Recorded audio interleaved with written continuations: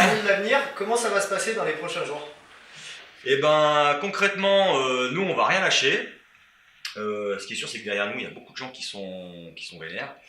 On va rester unis, on va continuer nos actions. Après, on espère qu'il y aura une évolution entre les différents acteurs du problème afin qu'ils trouvent une évolution favorable pour le partage équitable du stade, quoi. Et que les choses se solutionnent, parce que bon, ce qu'on fait là, c'est mobiliser, c'est mettre le problème sur la table, mais bon, on a aussi d'autres choses à faire dans la vie, quoi. Donc nous, ce qu'on tend à trouver une solution rapide, bonne pour tout le monde, quoi. Voilà. Et J'ai pas fini, excuse-moi, quoi. Le plus important, surtout pour nous, et je viens passer le message, c'est que tout le monde, nous, Red KO en tout cas, on appelle à ce que tous les supporters du GF38 restent à l'écoute et Sont attentifs, ouais.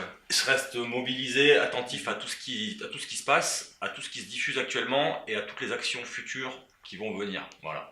Justement, les actions, j'allais y venir. Qu'est-ce que vous répondez aux gens qui aujourd'hui s'inquiètent de ce que vous allez faire? Bon, alors je vais te mettre des guillemets. Nous, on va continuer concrètement à violer les grands-mères, à éradiquer toutes les voitures portant les fanions FCG. Alors moi je fais pas ça. On coupe, on arrête là. C'est des conneries, tout ça, quoi. Nous, supporters du GF38, en tant que Red KO, on n'appelle absolument pas ni à la haine ni à la violence. Si on prend la parole aujourd'hui, si mon collègue l'a pris avant dans une interview, aussi bien au niveau de la radio que dans d'autres vidéos précédentes, et dans ce qui peut suivre, c'est justement pour trouver des solutions intelligentes, on va dire, quoi, et fédérer tout le public grenoblois, aussi bien derrière le foot que derrière le rugby, parce qu'avant tout, on est de Grenoble, on supporte Grenoble, quoi. Donc voilà. Par contre, il y a un truc qui est important, c'est compter sur nous pour qu'on se fasse entendre. Voilà. Mais juste pour revenir à ce que tu disais, ça devient assez insupportable en fait, cette image qui essaye de faire passer le FCG comme quoi eux ils ont les parfaits gentlemen et puis nous les voyous, c'est-à-dire qu'aujourd'hui on sait qu'il y a des dirigeants du FCG qui appellent ceux du GF38 en disant par exemple avant le match de Toulon, on a des rumeurs, alors il faudrait qu'ils nous expliquent d'où ça vient ces informations, comme quoi les mecs du foot vont venir casser les voitures et les vitres de tous ceux qui ont des fanions du FCG, enfin les gars ils sont dans un monde, c'est des oufs mais complets quoi. Donc voilà, aujourd'hui nous, comme disait Yvan, c'est vraiment pas de donner un message d'insulte, de haine, de violence, mais en même temps c'est maintenant que ça se joue, on se laissera pas faire, il faut qu'ils en aient conscience, il faut que Marc Chirac ils se disent ouais les supporters du GF38 ils vont pas me lâcher, on est derrière lui et à aucun moment il sera tranquille, c'est-à-dire que tant qu'on n'aura pas ce qu'on veut on sera là, on ne lâchera rien quoi. On sera acteur de ce qui se passe dans notre stade. Voilà, c'est ça. Ouais. Le message il est clair, on sera acteur de ce qui se passe dans notre stade, quoi. En parlant des différents acteurs, on a vu ces parties prenantes s'exprimer dans les médias. Qu'avez-vous à répondre à l'interview de Sadok Bouzaïen dans le Dauphiné? Alors là, c'est un cirque.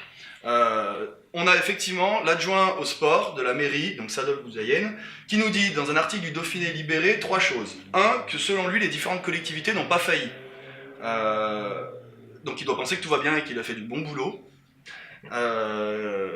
Bah non, il n'a pas pu faire bien parce qu'il n'a rien fait du tout, c'est-à-dire qu'ils n'ont aucune solution, ils arbitrent à aucun moment le problème. Il nous parle du stade des Didières 2, il nous dit qu'ils ont fait des travaux.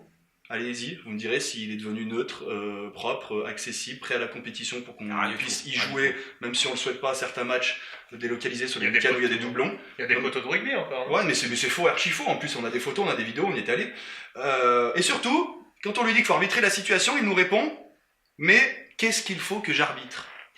Ah, je sais pas, le match de ping-pong entre Échirol et Volnavé, je sais pas, qu'est-ce qu'il faut que tu arbitres? Tu prends ton courage en main, tu revois que tu es élu à la ville de Grenoble au sport, il y a un problème sur le stade des Alpes, c'est à toi de t'en charger, tu trouves des solutions, et surtout tu recadres le FCG, parce que si c'est pas toi qui arbitre la situation, personne va le faire. J'aimerais bien que les élus, en fait, ils se réveillent un petit peu, quoi, et ils prennent parti, et ils atterrissent un petit peu, et que voilà, quoi, ouais, c'est ça. Voilà, pour ce qui est de l'adjoint au sport, aujourd'hui, on n'a même pas grand-chose à dire, parce que lui-même ne dit pas grand-chose, en fait. Donc, Après l'adjoint au sport, justement, parlons du maire, Éric Piolle, qui est intervenu dans le reportage d'Infosport. Qu'est-ce que vous avez à lui répondre? Dans Infosport, sur le reportage de Canal+, Éric Piolle, déjà, il parle d'une cohabitation. Il n'y a plus d'argent public pour construire comme ça des nouveaux stades. On va vers de la cohabitation dans de plus en plus de villes. Ça se fait dans d'autres pays avec des grandes équipes. Le Bayern Munich partage son stade avec le Munich du 160, qui est parfois en première division, parfois en deuxième en Allemagne. Donc il n'y a pas de raison qu'on n'y arrive pas ici, on n'est pas plus bête qu'ailleurs. Bah, ça tombe bien, c'est ce qu'on veut, cohabiter. Donc encore une fois, il nous vend un truc, nous on est pour, mais ça se passe pas comme ça. Donc voilà, nous le discours qu'on a tenu à Eric Piolle quand on l'a rencontré, c'est qu'on lui a dit vous avez définitivement entériné le discours, le projet d'extension, de rénovation du stade Les Didières, vous voulez qu'on cohabite les deux équipes, les deux clubs dans le même stade, mais c'est dans son intérêt de montrer que c'est possible. Parce que justement ceux qui étaient pour le projet des Didières lui reprochent que ce n'est pas possible et qu'il fallait faire ses travaux. Donc c'est à lui de faire en sorte que ça se passe bien. Bah non. C'est-à-dire qu'à aucun moment il gère cette cohabitation. Il va même plus loin, il prend un exemple en Allemagne de Munich, mais c'est complètement bidon parce que c'est deux clubs de football, deux clubs de foot qui ont la même fédération, la même ligue.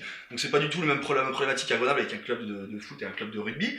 Et il nous dit surtout, clou du spectacle, qu'à Grenoble on n'est pas plus bête qu'ailleurs et qu'on va y arriver. Bah, je crois que si, on est plus bête qu'ailleurs parce que 5 matchs délocalisés en 3 ans, 3 matchs délocalisés en une année, je pense qu'on doit être vraiment bête par rapport à d'autres, ouais, justement. Et les matchs délocalisés, justement, à cause des matchs notamment de Coupe d'Europe du FSG, Marc Chérec est intervenu notamment dans le même reportage d'Infosport. Qu'est-ce que vous avez à lui répondre là-dessus ? Marc Chérec a dit dans ce même reportage sur Canal+, sur Infosport, qu'on n'avait aucune raison d'aller jouer à Chambéry. Il n'y avait aucune raison qu'ils aillent jouer à Chambéry, absolument aucune raison qu'ils aillent jouer à Chambéry.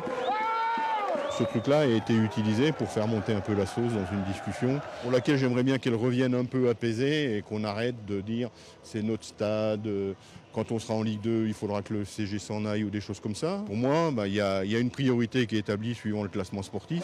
Donc il nous explique tout ce qu'il ne fallait pas faire, mais à aucun moment il nous dit qu'est-ce qu'il fallait faire.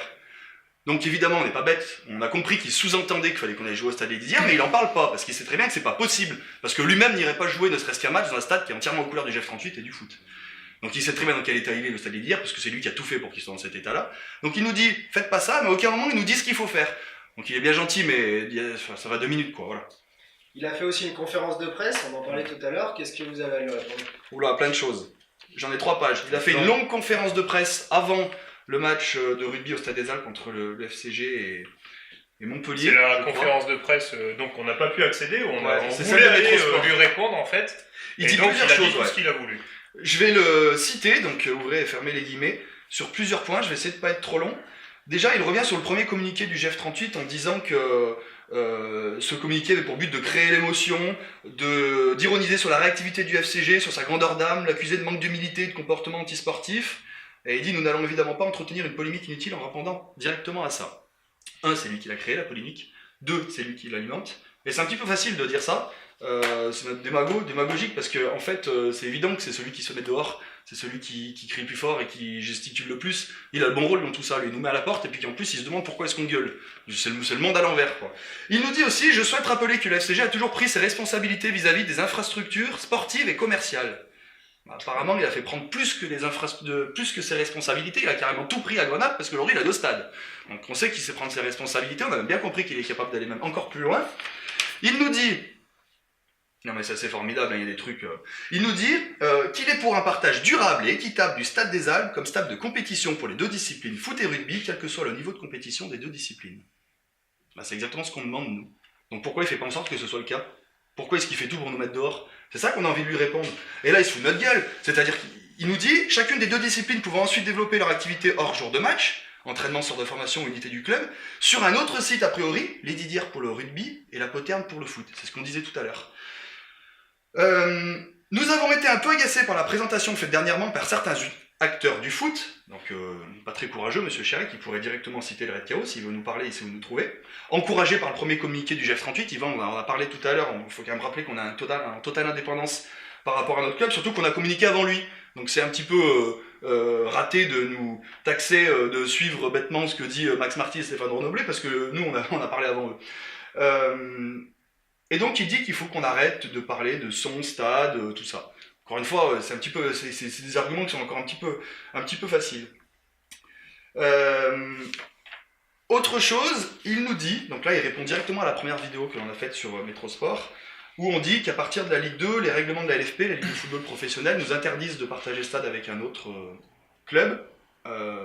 Ok, très bien, il a raison. Mais à culpa, aucun article de la Ligue le dit. Qu'on ne peut pas, en cas de Ligue 2, partager le stade avec un autre club professionnel. Sauf qu'il va falloir qu'il nous explique pourquoi en Ligue 2 personne ne le fait. Et surtout, il va falloir qu'il nous explique comment il pense le faire avec un GF38 en Ligue 2, alors qu'il n'arrive même pas à le faire avec un GF38 en CFA. C'est ça qu'on veut lui répondre. Et là, tout du spectacle, Marc Chirec prend tout le monde pour un con. Il nous dit: pour apaiser la situation, nous sommes prêts à renoncer aux dispositions citées plus haut de la Convention qui nous lie avec le délégataire et accepter que le GF38 dispute son match contre l'AGOCR le 31 octobre à 15h au Stade des Alpes. Merci monsieur Chérec, heureusement que vous êtes là, merci de nous laisser jouer dans notre stade. Franchement, on a envie, après la conférence, de vous faire des bisous, de se dire heureusement qu'il est là, hein. On a de la chance, sauf qu'il est bien plus malin que ça, c'est qu'il savait déjà le problème, qu'est-ce qui allait être posé, et il savait déjà que de fait, on allait être obligé de pas jouer notre match au Stade des Alpes. C'est un peu ce qu'on pense, ouais. Ouais, donc en fait, il prend tout le monde pour des cons, les supporters, les gens du foot, et même les politiques. Donc stop en fait, stop, là on n'en peut plus. Ça c'est le message qu'on voulait faire passer, on pourrait continuer, il y en a à l'appel, hein, des choses, c'est des contre-vérités, c'est des mensonges, c'est n'importe quoi en fait. Mais il revient sur ses propos, il dit un moment blanc, un moment noir, c'est n'importe quoi.